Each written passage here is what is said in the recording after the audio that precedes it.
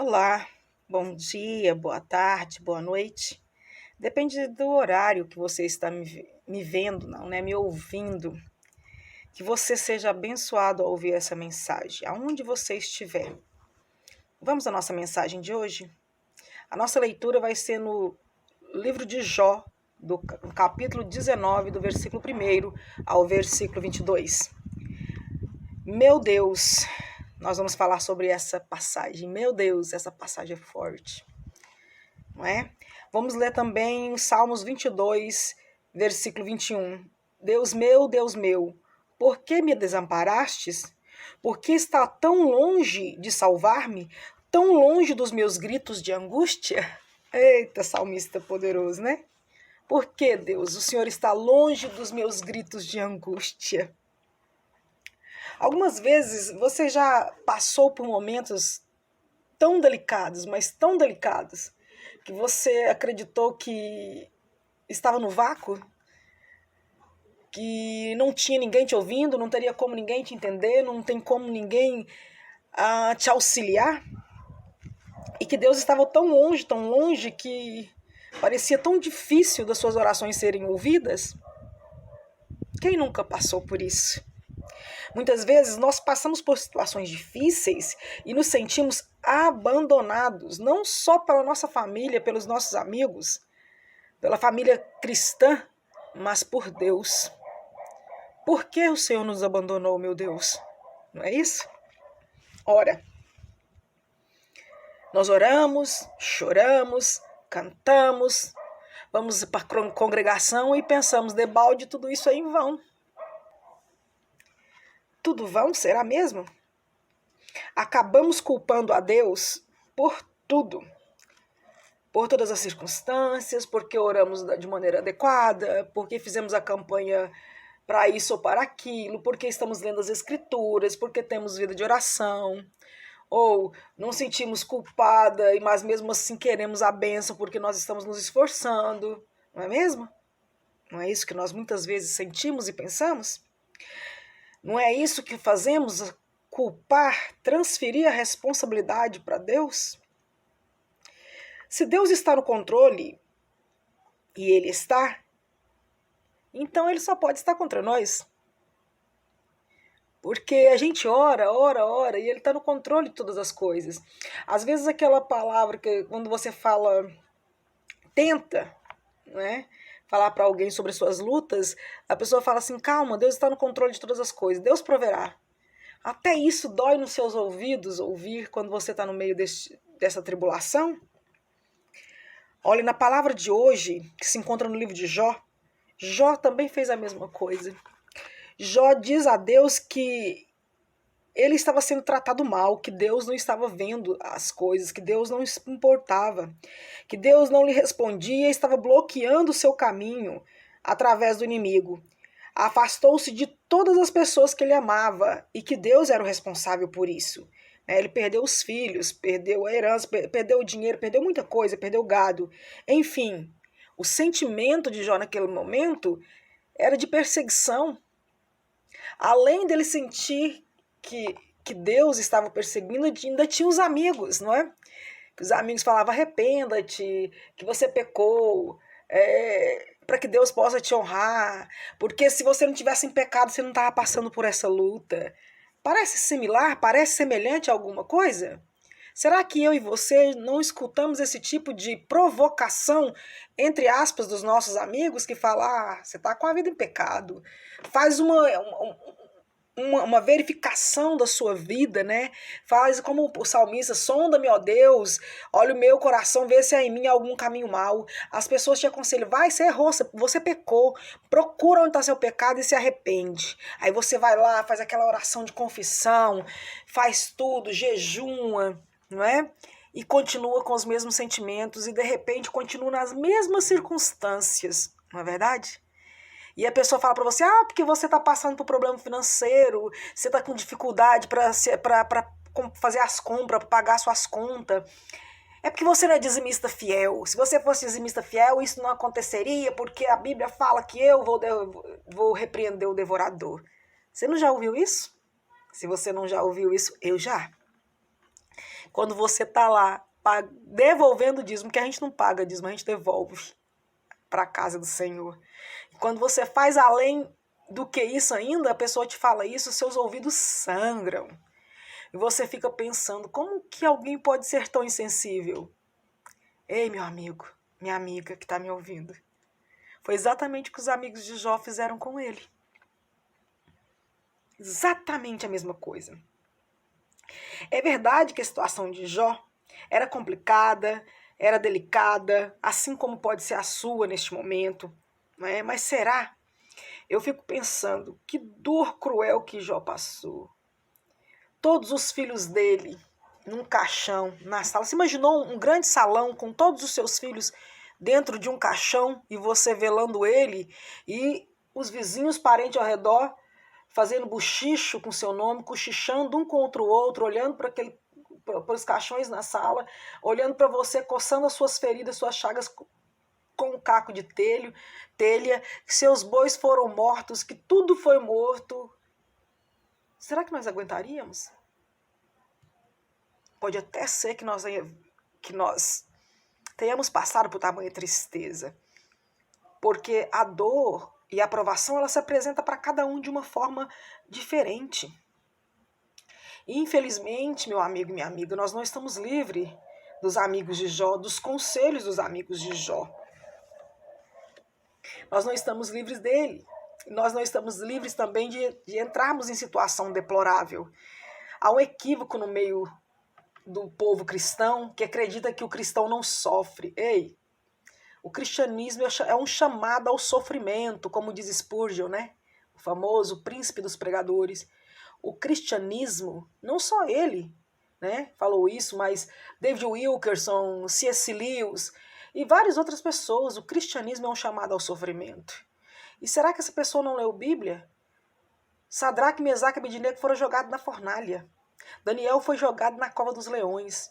Os primeiros crentes, os primeiros cristãos de Atos dos Apóstolos morreram na arena, queimados vivos ou lançados aos leões vivos. Que é lindo a gente olhar a aprovação de Daniel na cova dos leões, quando o leão não os come, não comeu Daniel. Mas olhar para a arena de Roma e ver leão comendo cristão, a gente não lembra dessa parte. Não é bonito falar, não é? Não combina com a pregação de prosperidade, não combina com a pregação de que o crente é feliz aqui na terra. Ei, Jesus falou, no mundo você vai ter aflição. Você vai ter momentos de alegria nessa terra. Felicidade e alegria eterna é somente no céu. Nós vamos pensar que naquela época que Jó passou por essa tribulação, é como hoje. Havia a falsa crença de que se ele passasse por provação, ele estava sendo castigado pelos seus pecados, pelas consequências das suas escolhas. Pela consequência, e quando fala escolha, irmão, não estou falando aqui de escolha de você, hoje eu vou fazer frango ou vou fazer carne de porco. Não, irmão. O irmão daquela época é como hoje. O irmão pensa que você se prostituiu, que você está adultério, que você está roubando a Deus, que você matou alguém, que você está se masturbando, que você está com algum pecado sexual, que você é gay. Ele pensa tudo isso sobre você quando vê você na prova. E esquece da história de Jó, do que os amigos de Jó fez contra ele e o que Deus falou contra esses amigos de Jó. Esses irmãos esquecem disso e olha para nós e se atreve, irmãos. Ao invés de falar, eu vou orar por você, eu não sei qual é a sua dor, eu não estou sentindo a sua dor, não faço a menor ideia, mas eu vou te ajudar em oração. Se possível for, eu vou te financiar você. Se possível for, eu vou ir na sua casa limpar um prato, varrer um chão, levar suas cachorras para passear. Não, irmão. Manda a gente esquadrinhar a vida para ver se está em pecado. É triste isso. Porque mesmo que se nós estivéssemos em pecado, o nosso dever enquanto cristão é auxiliar o irmão naquilo que nos é possível. A palavra de Deus fala que se nós podemos fazer o bem e não fazemos, nós pecamos. Se nós podemos fazer o bem e não fazemos, nós pecamos. E tem muito cristão pecando por omissão ao próximo. Jó não sabia que tudo aquilo que ele estava passando era uma provação. Hoje nós também passamos por provação. A gente pode até saber que está dentro da prova, Mas a gente fica se questionando por quê? Porque hoje, depois de tantos anos, eu não pergunto, não muito, né, para Deus, por que Jesus dessa prova? Porque tem coisas que Deus não quer revelar, não vai revelar e não pode revelar porque nós não temos estruturas para isso. E às vezes Deus permite as circunstâncias difíceis em nossa vida, como doenças, perdas, problemas financeiros na família, no trabalho e outros lugares. Porém, Deus não se afasta quando isso acontece. Nós é que muitas vezes, no meio da tribulação, no meio da turbulência, a turbulência acaba sendo mais forte do que a presença de Deus, do que a voz de Deus. E o diabo aproveita disso, irmão. E nós acabamos ouvindo Satanás. Tentamos resolver o problema sozinhos. Reclamamos, culpamos os outros, né? Não quero falar culpar os outros, mas transferimos responsabilidades. Temos realmente que esquadrinhar em que nós estamos falhando. Não no sentido de acusação como Satanás. Irmão, o acusador das nossas almas é Satanás. Não tome nem o lugar de Deus para julgar o irmão, e muito menos tome o lugar de Satanás como acusador. Nós somos intercessores. Vamos olhar para o próximo como se esse próximo fôssemos nós. E se nós tivéssemos a situação dessa pessoa, como é que nós gostaríamos de ser tratado? Imagina, como você gostaria de ser tratado se fosse você nessa luta? Pensou? Então trate o outro da mesma maneira. E aí fica difícil, né? Porque se você não se ama, você jamais vai conseguir fazer esse tipo de análise, jamais. E não é por causa do outro, não, é por causa da falta de amor próprio que você tem. A palavra de Deus fala que nós devemos amar a Deus sobre todas as coisas e ao nosso próximo como a nós mesmos. Deus, eu e o outro. E a Bíblia fala que se eu digo que amo a Deus e não amo meu irmão, não auxilio meu irmão, que eu vejo, eu estou mentindo. E quando eu não amo meu irmão é porque eu não me amo. Porque, irmão, nessa vida somos uns pelos outros, somos um corpo. Se nós somos um corpo de Cristo, você profere o mesmo evangelho que eu e a minha dor não te comove, irmão. Ou eu ou você está fora do corpo. Como que o meu dedo pode quebrar e o resto do corpo não sentir dor, irmão? Alguém aqui está fora do corpo, alguém aqui não é corpo. Isso é sério. Pensamos que Deus está longe, mas na verdade Deus permanece do nosso lado o tempo todo, se nós permitirmos. Não é porque que Deus é limitado, não, Ele nos deu livre-arbítrio. E quando Deus nos deu o livre-arbítrio, a gente não está limitando Deus, muito pelo contrário. Deus nos dá a liberdade, mostra a imensidão, a vastidão da soberania de Deus para conosco. O tanto que Deus é soberano, o tanto que Deus é tremendo, que Ele deu a liberdade e Ele não invade essa liberdade. Deus ele só entra para nos ajudar quando nós queremos que Ele entre nessa situação. E se nós estamos nessa situação, irmãos, estamos pedindo a bênção de Deus, pedindo o favor do Senhor e ainda não foi alcançado, não vou te proibir de chorar. Chora. Não vou dizer que sua tristeza é frescura ou falta de Deus. Eu já sou maduro o suficiente na fé para saber que isso não é verdade. Chora. Assuma que está triste. E fala como Davi falou para Deus. Conversou primeiro com a sua alma. Porque está abatida minha alma? Porque te afliges dentro de mim? Espera em Deus. Deus não faz mal. E Deus não é o nosso inimigo. Ao contrário. Deus continua nos abençoando com seu amor e com seu cuidado. Embora nós ainda não tenhamos aquilo que nós estamos pedindo, todos os dias a gente acorda. O sol ilumina para os bons e para os maus. Todos os dias você acorda respirando. Enquanto houver vida, há esperança. Deus é maravilhoso na nossa vida.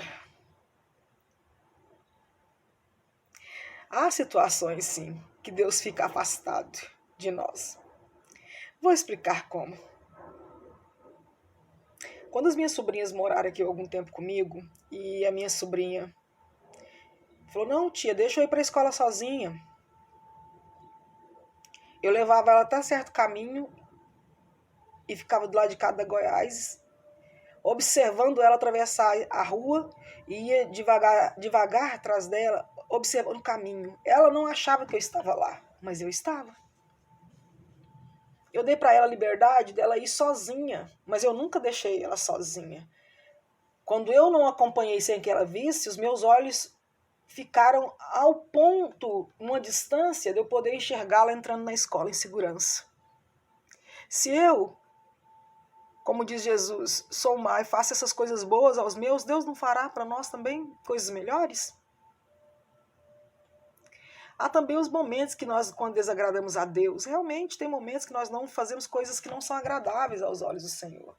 Às vezes a gente quer agradar a Deus e faz coisas que não agrada.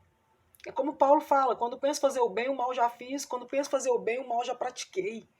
Mas a gente tem que começar a pensar, Senhor, eu quero te agradar, como é que o Senhor quer que eu agrade? Eu lembro uma vez que eu tinha uma pastora e ela contou que ela casou e queria agradar muito o marido dela. Ela foi descobrir o que o marido dela gostava de comer para fazer. E ela descobriu que o marido dela gostava de canjica. A gente é assim, irmão, a gente ama nosso Deus, a gente vai tentar fazer aquilo que agrada a Ele, não é? O que Deus agrada? Deus quer que a gente ame o próximo, e Deus quer que a gente cuide do próximo. Mas como vai cuidar é que a gente esquece de perguntar. Essa pastora, ela disse que nunca na vida tinha ouvido falar sobre canjica. E perguntou para uma irmã. A irmã falou, não, você pega o milho, cozinha o milho com açúcar, faz lá. Mas a irmã deve ter explicado para ela, não percebeu. O que ela fez?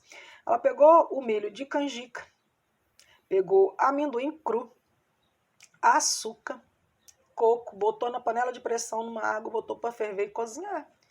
Ela experimentou, falou, mas aqui é canjica, ela nunca tinha visto. Ela falou, vou esperar o marido chegar. O marido chegou, ela serviu pro marido a canjica dessa maneira. Disse que era uma papa de amendoim. Agora você imagina o sabor. O doce era o que agradava o marido, mas a forma como foi feito o doce não ia jamais alcançar o resultado final.